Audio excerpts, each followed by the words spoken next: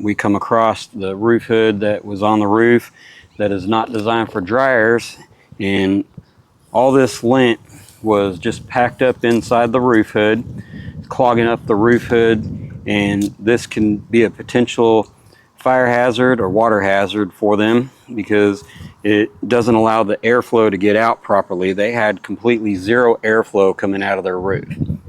So this is what we recommend. This is the dryer jack vent hood.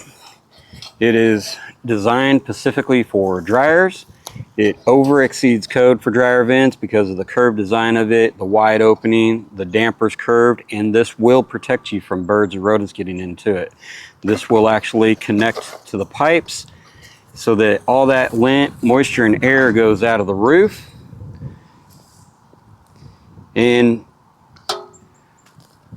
will allow the dryer to properly dry clothes. So if you need your dryer vent cleaned, just call us out. We'll do a full inspection for you, and if you have a roof hood, we can change it out for you and install one of these and get you set so that your dryer is working properly as well.